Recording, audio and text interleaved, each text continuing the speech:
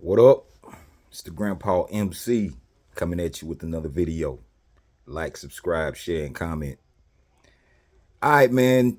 I've been hesitant to speak on this subject because I just wanted to get all the information, even though I knew what was gonna happen because of just how things were coming off. Now, this video is about Shadur Sanders sliding down to the 144th pick in the NFL draft this past weekend.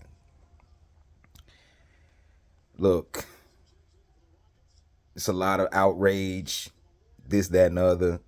I just want to know when when did it change where working and earning your place in the world ended? Because that's basically what this went down to. Now, look, I ain't finna trash Dion. I'm not finna trash Shador. I'm not finna trash none of them. I'm just speaking on the factual events that led up to this. Now, but before I go into that, the same people that's screaming outrage about Shadur Sanders sliding, them same people were outraged when Dion left Jackson State. Now, let's just run down Deion Sanders' history in the NFL. He goes to Atlanta, leaves Atlanta, San Francisco, Dallas, Washington, Baltimore. Those were his teams he played for. He played mostly for Atlanta. That's where most of his years came from, and he was in Dallas a few years. Washington, Baltimore was like a year or two apiece. So most of his highlights and moments in the NFL was in 1994, 5, and then 6. 94, 5, 96. Deion Sanders retired in 2000 or something. I read a book. Um, it was a book about the Dallas Cowboys, and what was it called? Boys Will Be Boys, I think. And in that book, it was detailing all the goings on between Dallas's first championship and then the second championship in that window when they won in the 90s. They said when Deion came aboard, they were wary of him because he was kind of like a locker room lawyer. He caused turmoil, and he was claiming racism and stuff in San Francisco and in I'm pretty sure in other places. So once Deion got out of the NFL, I'm pretty sure that from what I've gathered, he wanted to coach, but none of the teams wanted to touch him. So then he went into broadcasting. He went into broadcasting. He was great on that show on the NFL Network with Rich Eisen that came on after the games. He had his own little segment, Primetime Players. I was so hyped to when it used to come on. This segment was hyped. One thing you can say about Deion, he's a showman. He's an entertainer. That's what the job that he took on encompassed.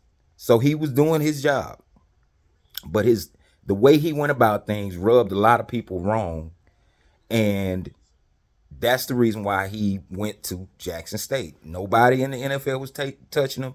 He came from Florida State. You think that with the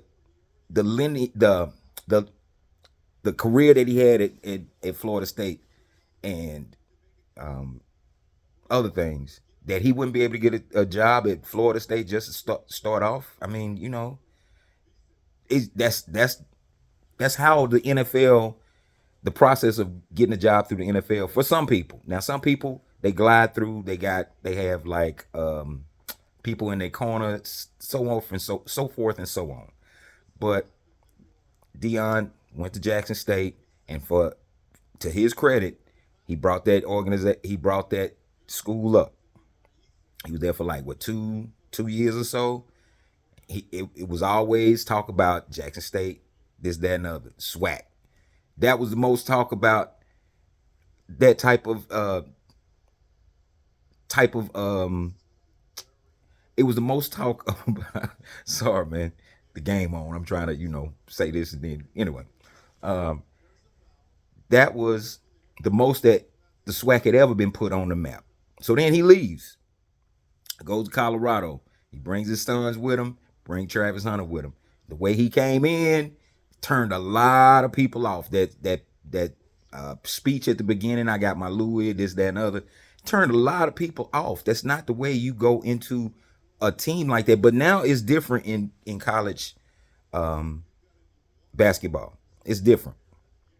College basketball. It's different in college basketball, but it's different in college football. College football is vastly different from where it used to be when I was a kid, teenager, grown man, grown man. So like it's changed, and that's just the way of the world. Things change, but it's a certain way that you have to conduct yourself when you are in charge of people. You just can't be outrageous and stuff like that. I know archetypes have changed, but at the same time, if you want to have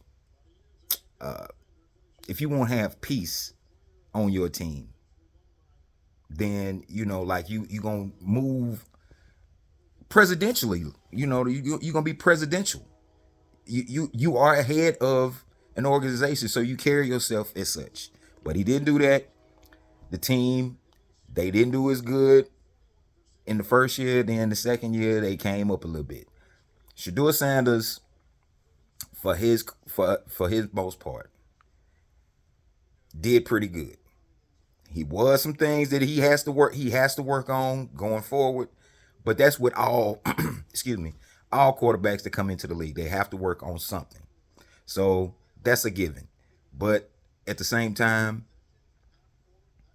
the way he was conducting himself, he was basically showing the public the way he rolled.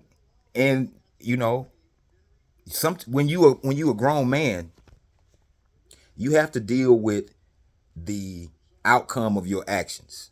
And going forward, Shador was going to be judged as a grown man, not based on his what his father did, none of that. All this turmoil was due to the fact the way he conducted himself in the interviews. He blew off workouts. And I saw, look, I ain't, these days and times, it seems like people are more amazed by bodies and physical characteristics, all that. I'm not saying that, but now you saw the picture of Tom Brady when he was at the NFL draft at the combine or whatever. Shadur Sanders was kind of like I saw him with his shirt off. Like homeboy, he don't look like he putting too much time in the weight room, and he's just too willy nilly for his own good, because that's the reason why he fell down. Like, and what this is more speaking about is everybody now seems like they want to be part of the show. They don't want to. They don't want to be held out of the show, so to speak. So, like all these football people making up excuses, coming up with